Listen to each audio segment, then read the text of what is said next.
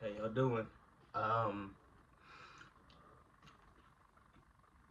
hope y'all having a good day, a good night.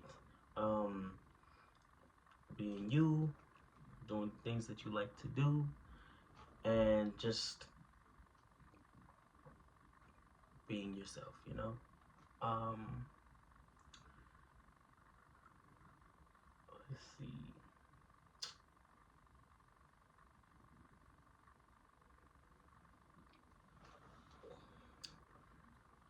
Um, since it's the fifth, today's is gonna be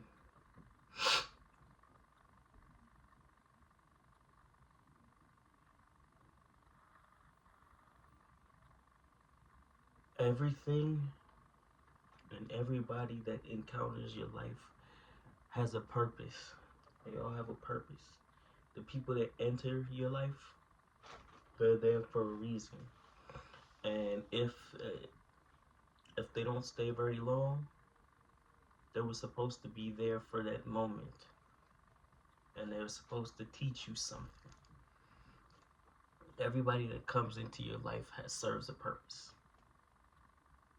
They all do. And if you go into somebody's life, there's a reason that you're in somebody's life. There's a reason. Everybody's journey is different, but we all walk this road. We all walk within each other's paths. And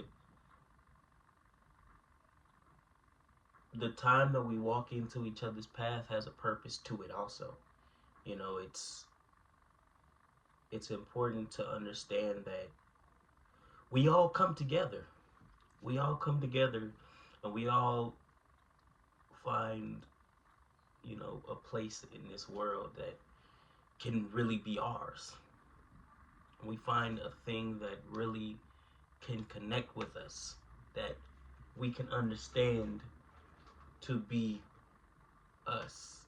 Like, this is me. This is you. This is me. This is you.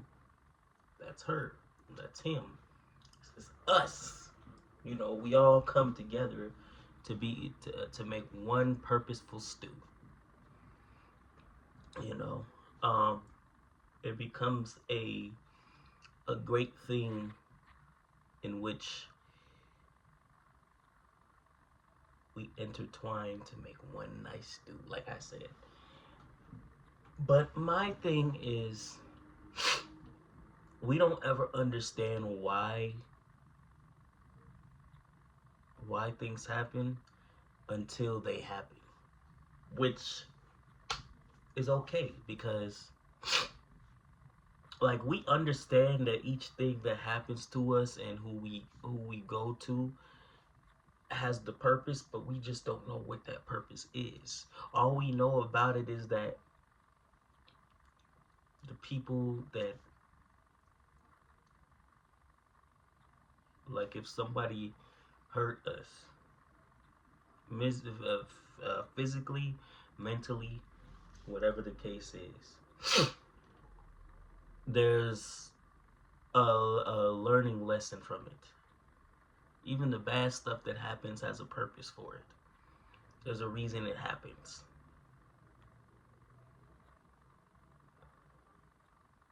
The purpose is learning from it.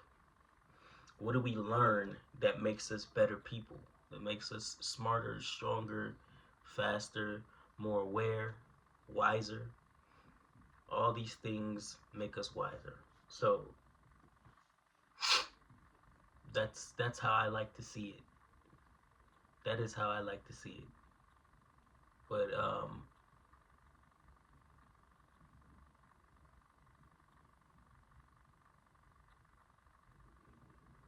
like, the things that happen to us in our lives, like from childhood to adulthood to when we um,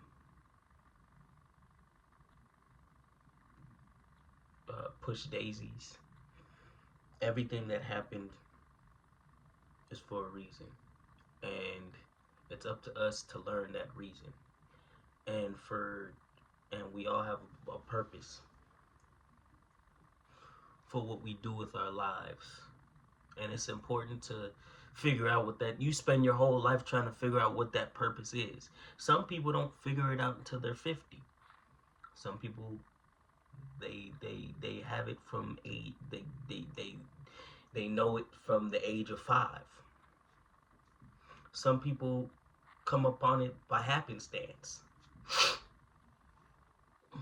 Some people spend their whole life searching for that purpose, and then some people just they spend their whole life searching for that purpose and may never find it. It's not like we're all given a special purpose, but it's not going to be shown to us if we're not looking for it. Like, it's not just gonna like be right in your face and tell you that's your purpose. You kind of have to figure it out. You have to learn. You have to understand what it is. You have to try new things. You have to do all of this to figure out what it is that you like and what you're passionate about. What is your talent? And when you figure that out, you can make that into a hobby that can turn into a lifetime skill that can turn into a job that isn't even a job. It's something that you enjoy and you make money from it. So it makes it even more, it makes it even better for you. Like doing the things you love for money, that is the greatest blessing in the world. As well as, having a child you know, and achieving that dream goal that you set for yourself, um, as well as leveling up in your life and and getting your family in better position. You know, so all of these things all come back to what is your purpose. And once you find out what that purpose is, then you figure out, since I know this, I'm going to work twice as hard, 10 times as hard as I would with anything else. I'm going to work to make this a success.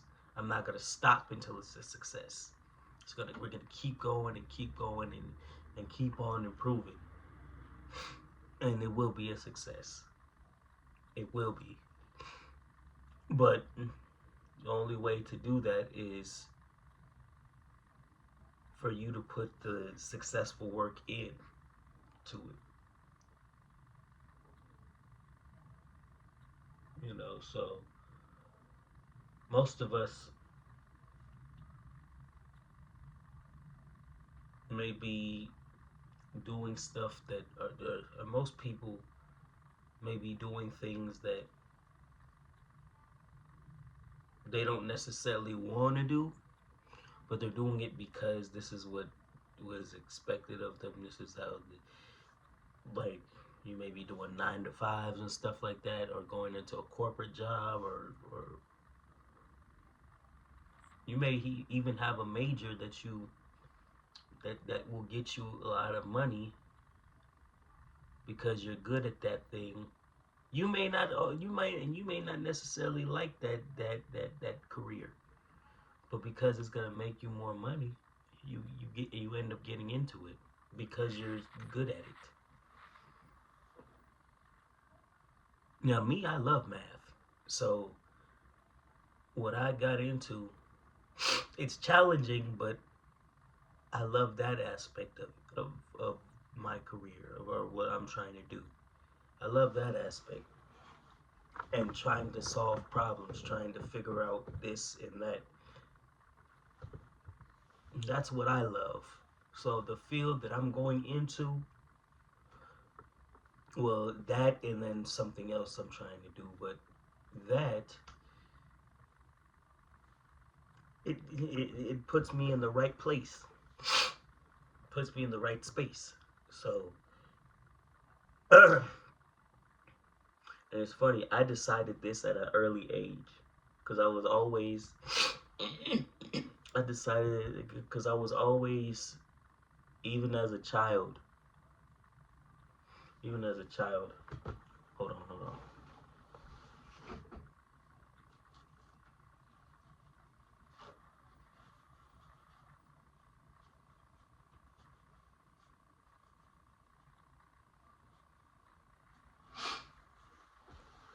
Even as a child, I was always I was proficient. I was proficient and above average in everything else. Well, except for, like comprehension and stuff like that. I was at a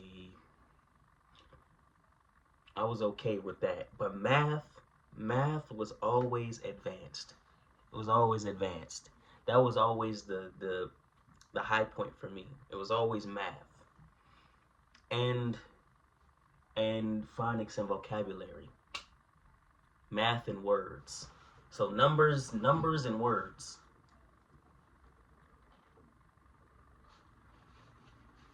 But writing essays and stuff like that, I didn't like. I liked, like, my two things in school was always like math and vocabulary.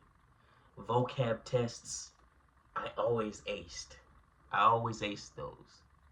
So I've always loved words. I've always loved words and I've loved numbers. That's always been me. So, um,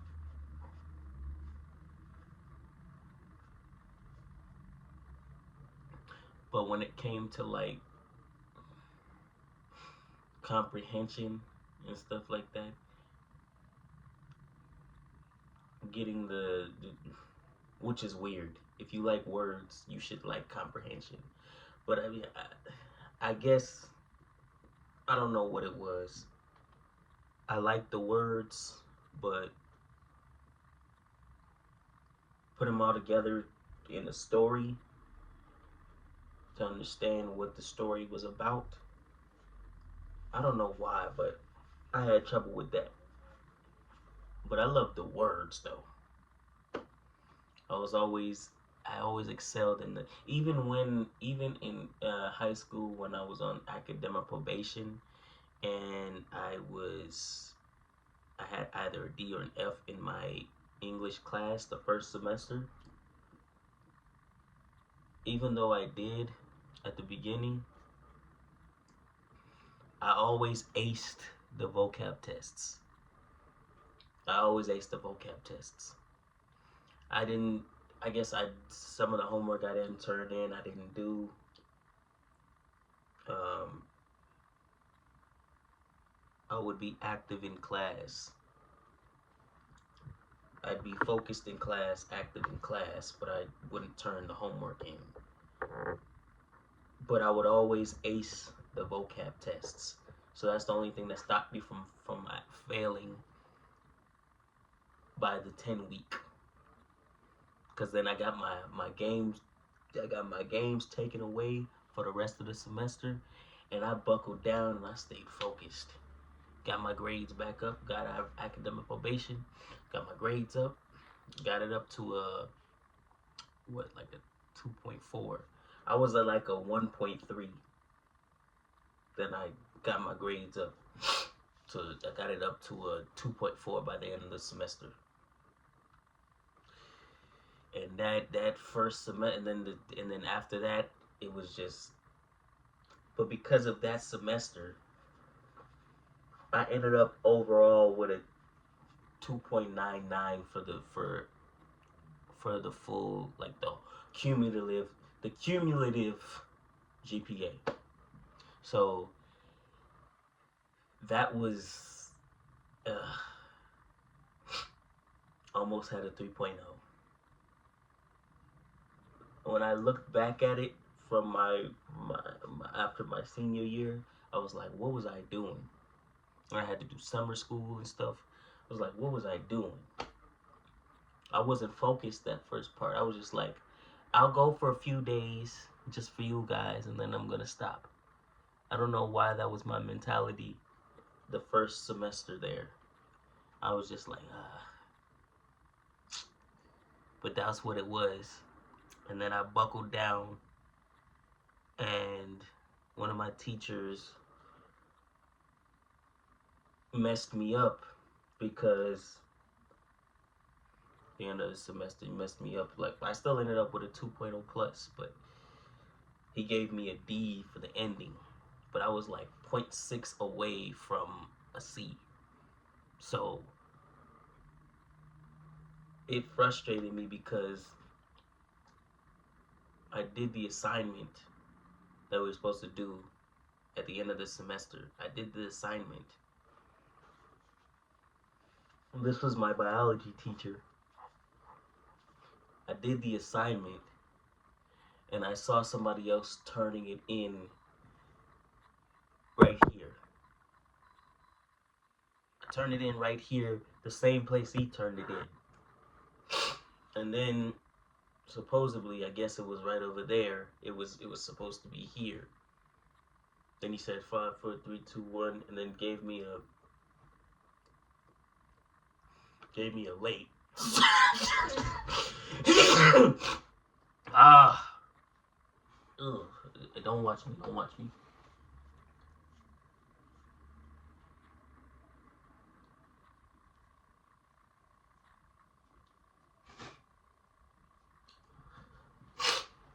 So I ended up with a C.